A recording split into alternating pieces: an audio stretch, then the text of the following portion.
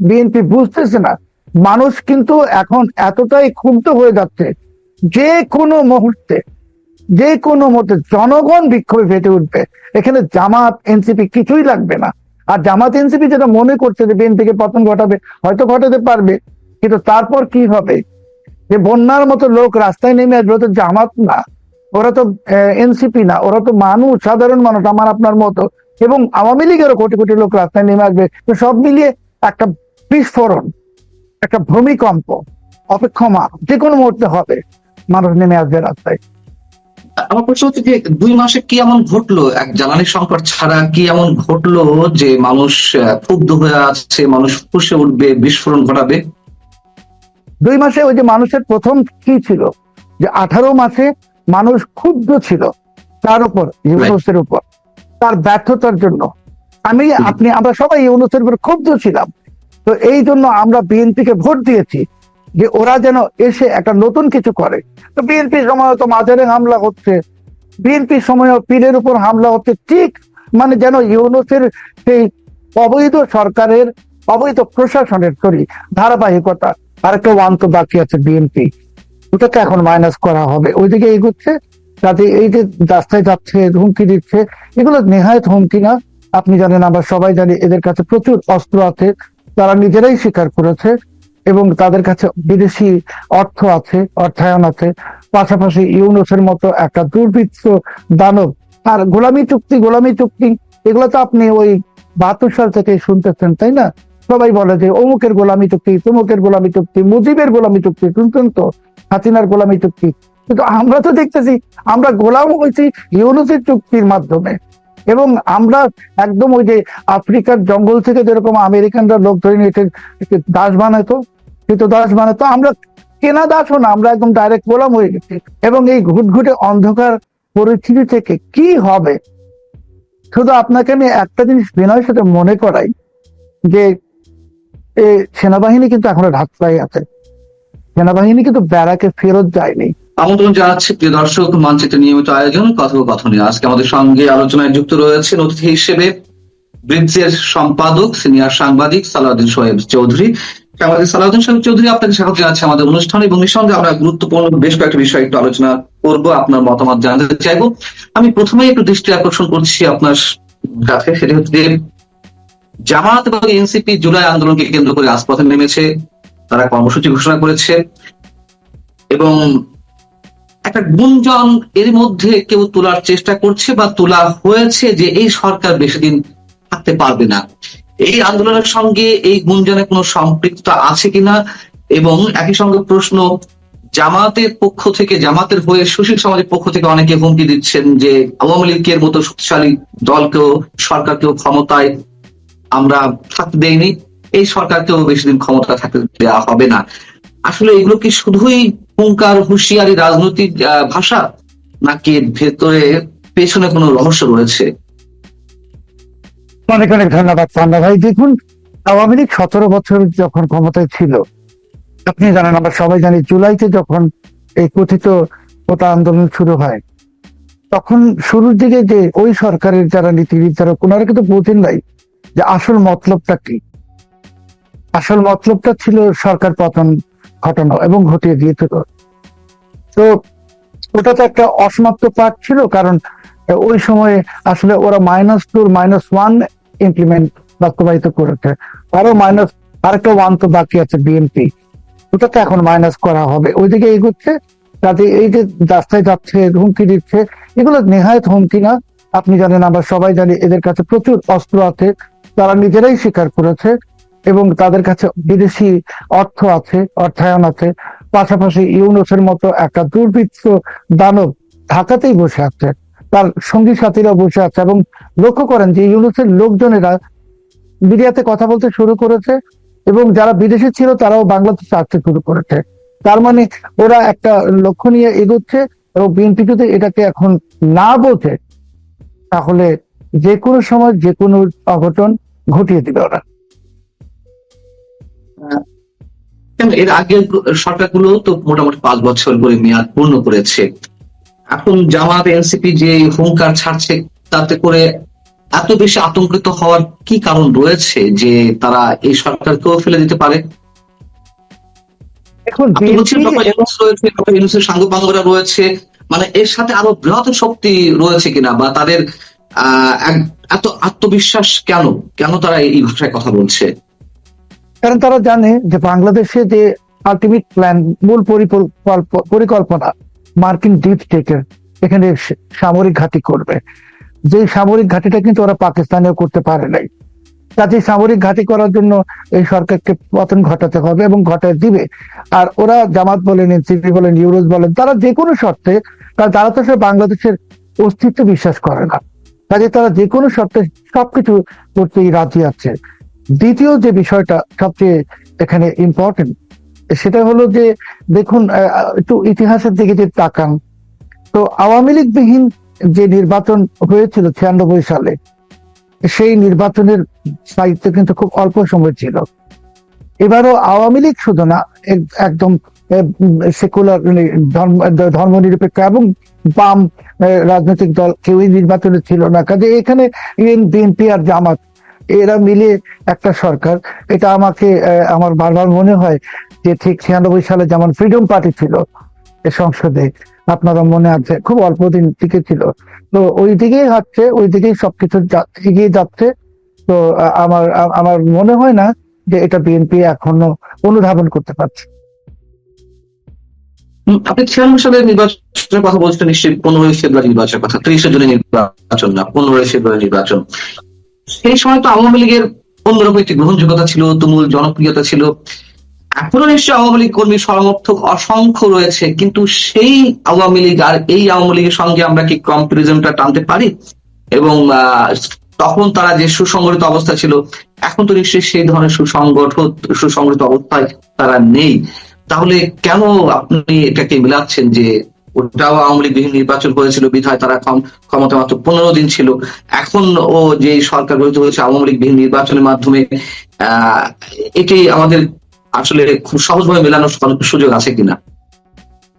96 নির্বাচনে আওয়ামী লীগ কিন্তু তখন ক্ষমতাসীন দল হিসেবে পরীক্ষা দেয় নাই, কারণ 91 নির্বাচনে বিএনপি ক্ষমতায় আসছিল। কিন্তু আওয়ামী লীগ ক্ষমতাসীন দল হিসেবে 17 বছরে পরীক্ষা দিয়েছে। একটা ছোট্ট ঘটনা দেখুন, যে এই যে হামের টিকার অভাবে 200-র বেশি শিশু মারা গেছে, যখন কোভিড হলো, অনেক অনেক উন্নত দেশও কোভিডের টিকা কিন্তু পায় নাই, কিন্তু শেখ হাসিনা ঠিকই বাংলাদেশের জন্য কোভিডের টিকা জোগাড় করে ফেলছিলেন। এবং আজকে যারা কথিত সুশীল, যাদেরকে আপনারা বলেন বা আমরাও বলি, এবং এমনকি কিছু সাংবাদিক, ডেভিড বার্গম্যান ফর এক্সাম্পল, নাম নিয়েই বললাম, ওরা কিন্তু বলেছিল যে বাংলাদেশে 20 লাখ লোক মারা যাবে, 30 লাখ লোক মারা যাবে, বলেছিল না 1 কোটি লোক মারা যাবে। কিন্তু আসলে কি মরেছিল? মরে নাই।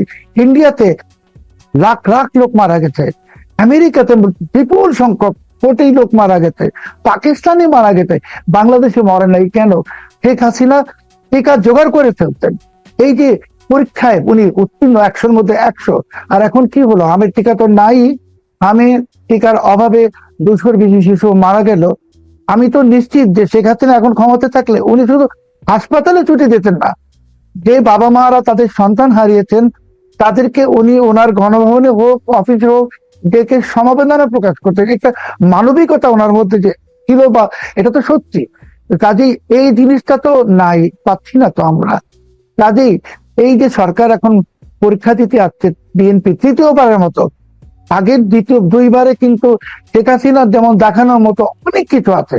আপনি বলবেন ফ্যাসিস্ট, তো যদি ফ্যাসিস্ট বলেন শেখ হাসিনাকে, মানলাম ফ্যাসিস্ট, তাহলে সিঙ্গাপুরের যে উন্নতির পিছনে ফ্যাসিস্ট লি কুয়ান, দক্ষিণ কোরিয়ার উন্নতির পিছনে ফ্যাসিস্ট জেনারেল পার্ক, ইন্দোনেশিয়ার উন্নতির পিছনে ফ্যাসিস্ট সুহার্তো। তাহলে ফ্যাসিস্ট বলতে মানে কি? কঠোর শাসক। একটা এত বড় দেশ, ছোট্ট একটা দেশ, এতগুলো লোক এটাকে উন্নতি করে দিয়েছে। আপনি শেখ হাসিনাকে গালি দিতে হলে ওনার মেট্রো রেলে চলতে হয়, ওনার এলিভেটেড এক্সপ্রেস ওয়েতে চলতে হয়, ওনার পদ্মা সেতুতে চলতে হয়। তো বিএনপির আগের 2বারে কি কিছু আছে? কোনো আছে? নাই তো। বরঞ্চ ও বিএনপিরই নেতা, একজন সাবেক সংসদ সদস্য, উনি বলছেন যে খাম্বা হাওয়া ভবন ইত্যাদি, মানে বলছেন যে এখন যে ট্রাক্টর দিচ্ছে এটা ওটার মতনই আর একটা জিনিস হবে। তো কাজেই আপনি তো উদাহরণ দিতে পারতেছেন না।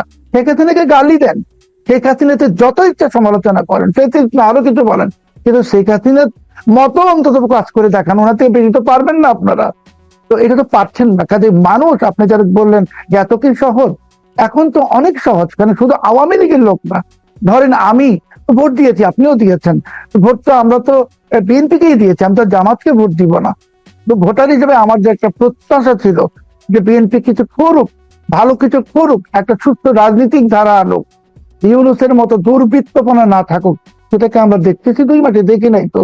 বরং তো ওই, আমি একটা যদি উদাহরণ এভাবে দিব যে 30-40 বছর আগে একবার ওই অভিনেতা দুজল সাহেবের খাবারের বাড়িতে গেলাম, গিয়ে দেখুন 10 জন লোক ভিসিআর দেখতেছে, এই তামিল তেলেগু ইত্যাদি cinema, copy paste copy paste copy paste. তো তারেক রহমান সাহেবের এই যে আই হ্যাভ এ প্ল্যান, এটা মার্টিন লুথার কিং এর কপি, তারপরে জাস্টিন ট্রুডোর মতো রাস্তায় হাঁটেন ইত্যাদি ইত্যাদি ইত্যাদি।